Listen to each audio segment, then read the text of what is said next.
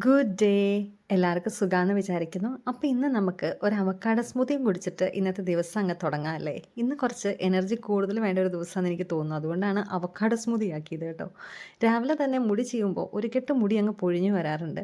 പിന്നെ പോൾസയൊക്കെ വെച്ചിട്ട് സ്പെഗത്തി ആക്കിയിട്ട് മുട്ടക്കറി ആക്കാനുള്ളൊരു പരിപാടിയാണ് കേട്ടോ. കറി ആക്കി വെച്ചിട്ട് വേണം പുറത്തേക്ക് പോകാൻ. കുറച്ചധികം സാധനങ്ങൾ വാങ്ങിക്കാനും ഒക്കെ ഉള്ളതുകൊണ്ട് കറിയെല്ലാം ആക്കി വെച്ചിട്ട് പോവുകയാണെങ്കിൽ വരുമ്പോൾ കഷ്ടപ്പെടണ്ടല്ലോ എന്നോർത്തിട്ടാണ്.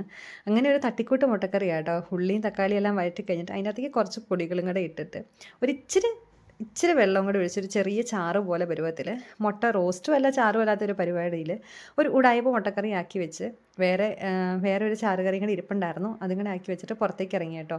ഇവിടെ ഞങ്ങൾ കുറച്ച് വെജിറ്റബിൾസൊക്കെ നട്ടു വെച്ചിട്ടുണ്ടായിരുന്നു. അതൊക്കെ കിളുത്തോന്ന് നോക്കാൻ വേണ്ടിയിട്ട് ഇറങ്ങിയതാണ്. ഉള്ളിയും പിന്നെ മുളകും അങ്ങനത്തെ കുറച്ച് സാധനങ്ങളൊക്കെ നട്ടു വെച്ചിട്ടുണ്ട് കേട്ടോ.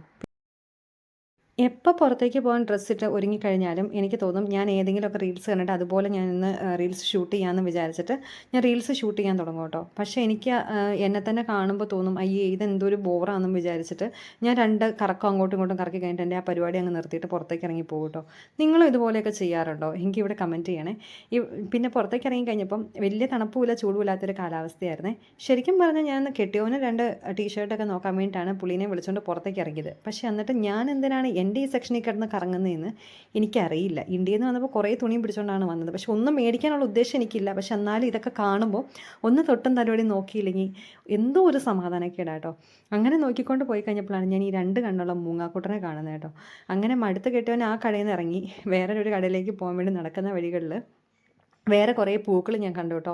ഇവിടെയാണെങ്കിൽ ആദ്യം ട്യൂലിപ്സ് ആയിരുന്നു ആയത്. ട്യൂലിപ്സ് കഴിഞ്ഞിട്ട് ഇപ്പോഴത്തെ ഇവിടെ ഇങ്ങനെ ഒരു വെള്ള പൂക്കളായിട്ടുണ്ട്. വെള്ള പൂക്കൾ, ചുമന്ന പൂക്കൾ, പർപ്പിൾ പൂക്കൾ, അങ്ങനത്തെ പല കളറിലെ പൂക്കൾ തന്നെ ഇങ്ങനെ കിളുത്ത് വരുക കേട്ടോ. പിന്നെ ഈ ഒരു വെള്ളക്കെട്ട് കണ്ടു. അത് നല്ല ക്ലീൻ ആയിട്ടുണ്ടായിരുന്നു കാണാൻ. അത് കഴിഞ്ഞിട്ട് ഞങ്ങൾ വേറൊരു കടയിലേക്ക് കയറി കേട്ടോ. വേറൊരു കടയിലേക്ക് കയറി കഴിഞ്ഞിട്ടും ഞാൻ വീണ്ടും ഡ്രസ്സിൻ്റെ സെക്ഷനിലേക്ക് പോയപ്പോൾ പുള്ളി അവിടെ പോയി മടുത്തിരിക്കുകയാണ് കേട്ടോ. അത് കഴിഞ്ഞിട്ട് കുറച്ച് ബെഡ്ഷീറ്റ് പോലത്തെ സാധനങ്ങളുണ്ടോ എന്ന് നോക്കാൻ പോകാനുണ്ടായിരുന്നേ. ഇതെല്ലാം ഞാൻ പോയേക്കുന്നത് സെക്കൻഡ് ഹാൻഡ് ഷോപ്പിലാണ്. ഇപ്പം നമ്മുടെ നാട്ടിൽ നിന്നൊക്കെ വരുമ്പോൾ നമ്മൾ കുറേ സാധനങ്ങളൊക്കെ വാങ്ങിച്ചുകൊണ്ട് വരത്തില്ലേ? ശരിക്കും പറഞ്ഞാൽ എനിക്ക് തോന്നുന്നു നമ്മുടെ നാട്ടിലെ ആ അതേ പ്രൈസൊക്കെ തന്നെയാണ് ഇവിടെ ആവുന്നുള്ളൂ. ഇച്ചിരിയോടെയും ക്വാളിറ്റി ആയിട്ടുള്ള സാധനങ്ങൾ നമുക്ക് കിട്ടുകയും ചെയ്യും കേട്ടോ. എല്ലാത്തിൻ്റെയും ഇന്ത്യയിലെ എത്രയാണ് രൂപയാവുന്നതെന്നുള്ളത് ഞാനിവിടെ എഴുതി കൊടുത്തേക്കാം കേട്ടോ. കാരണം എനിക്കങ്ങനെ വായും കൊണ്ട് പറയാൻ അറിയത്തില്ല. പിന്നെ ഞാൻ ഇപ്പോൾ താമസിക്കുന്ന ഒരു റെസിഡൻഷ്യൽ ഏരിയ പോലത്തെ ഒരു സ്ഥലത്താണ് കേട്ടോ. എന്ന് വെച്ചാൽ വീടുകൾ മാത്രമുള്ളൊരു സ്ഥലമാണ്, അപ്പാർട്ട്മെൻറ്റുകളല്ല. അതുകൊണ്ട് ഇങ്ങനത്തെ കുറേ കുഞ്ഞു കുഞ്ഞു വീടുകളൊക്കെ കാണാൻ പറ്റും. നല്ല രസമാണ് കേട്ടോ അവരുടെ വീടൊക്കെ കാണാൻ. പിന്നെ അത് കഴിഞ്ഞിട്ട് ഞങ്ങളൊരു ഏഷ്യൻ സ്റ്റോറിൽ കയറി കേട്ടോ. ഏഷ്യൻ സ്റ്റോറിൽ കയറി കഴിഞ്ഞപ്പോൾ നമ്മുടെ പേരയ്ക്കയില്ലേ, ആ പേരയ്ക്ക് 85 ക്രോണ്. 85 ക്രോൺ എന്ന് പറഞ്ഞാൽ നമ്മുടെ അവിടുത്തെ 500 രൂപയുടെക്കാളും മേളിൽ പോകും. ഞാനതിവിടെ മെൻഷൻ ചെയ്തേക്കാം എത്രയാണെന്ന് നോക്കിയിട്ട് ഞാൻ പറയാം കേട്ടോ. അതാണെങ്കിൽ ഇത് വാടിയിരിക്കുന്ന പോലത്തെ പേരയ്ക്ക. അത് കഴിഞ്ഞിട്ട് എൻ്റെ ദൈവമേ, ഞാൻ നമ്മുടെ പയർ കണ്ടു. പയറിന് 90 ക്രോൺസ് 1 kg. അതിനും അതെ നല്ല പൈസയാവും. അതായത് ഒരു 600-700 ആകുമെന്നാണ് എനിക്ക് ഏകദേശം തോന്നുന്നത്.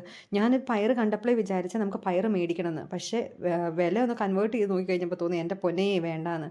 പിന്നെ ഇവിടെ നമുക്കങ്ങനെ നല്ല നല്ല മീനുകൾ, അതായത് നമ്മുടെ നാട്ടിൽ കിട്ടുന്ന പോലത്തെ മത്തി, അയല, ചൂര അങ്ങനത്തെ ഒന്നും കിട്ടത്തില്ല കേട്ടോ. ഇതേപോലെ ഫ്രീസ് ചെയ്തിരിക്കുന്ന മീനുകൾ നമുക്ക് ഏഷ്യൻ സ്റ്റോറിൽ നിന്ന് മേടിക്കാൻ മാത്രമേ കിട്ടുള്ളൂ.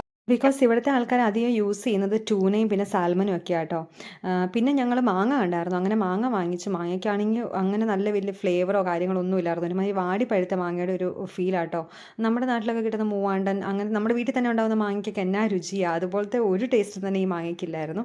ശരിക്കും പറഞ്ഞാൽ ആ ഒരു കൊതിയും കൊണ്ട് വാങ്ങിച്ചെന്ന് മാത്രമേ ഉള്ളൂ. പക്ഷേ യൂസ് ഇല്ലാത്തൊരു മാങ്ങയായിപ്പോയി. അത് കഴിഞ്ഞ് വീട്ടിലേക്ക് വന്നിട്ടാണ് മാങ്ങ ചെത്തി തിന്നുന്നത്. മാങ്ങയൊക്കെ തിന്ന് ഇങ്ങനെ കുറേ നേരം വർത്തമാനമൊക്കെ പറഞ്ഞിരുന്നു. പിന്നെ ഉച്ചയ്ക്ക് വേറെ ഫുഡൊന്നും കഴിച്ചില്ല. മാങ്ങയും പിന്നെ ഫ്ലേവേർഡ് യോഗോട്ട് ഉണ്ടായിരുന്നു. അങ്ങനെ ഫ്ലേവേർഡ് യോഗോട്ട് ഇങ്ങനെ കഴിച്ച് ഞങ്ങളിങ്ങനെ റെസ്റ്റ് എടുത്തിരുന്നു കേട്ടോ. ഒരു ദിവസമാണ് എനിക്ക് വീക്ക്ലി ഓഫ് കിട്ടുന്നത്, സാറ്റർഡേ. ആ സാറ്റർഡേ ദിവസങ്ങൾ എൻ്റെ ഇങ്ങനെയൊക്കെയാണ്. പിന്നെ എന്തെങ്കിലും റീൽസ് ഉണ്ടെങ്കിൽ റീൽസ് എടുക്കുക, അങ്ങനത്തെ പരിപാടികളൊക്കെ ആയിട്ട് സാറ്റർഡേയ്സ് അങ്ങ് പോകും. അപ്പം ഇന്നത്തെ ഈ വീഡിയോ നിങ്ങൾക്ക് ഇഷ്ടപ്പെട്ടു എന്ന് ഞാൻ വിചാരിക്കുന്നു. ഇഷ്ടപ്പെട്ടെങ്കിൽ ചാനലൊന്ന് സബ്സ്ക്രൈബ് ചെയ്യുക, ലൈക്ക് ചെയ്യുക. Thank you so much.